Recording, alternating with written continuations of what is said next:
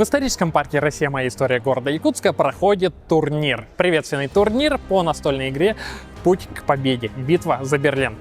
Эта игра разработана Омским историческим парком. И уже не первый год игры этой линейки отправляются во все концы нашей необъятной страны для того, чтобы познакомить школьников и учащихся различных учебных заведений с тем, как проходила Великая Отечественная война. Причем познакомить не через лекции, а в такой игровой форме. Школьники принимают командование над различными фронтами и войсками, которые штурмовали Берлин в 1945 году. Примеряя на себя роль военачальников, они прорываются сквозь оборону немцев для того, чтобы закончить Великую Отечественную войну.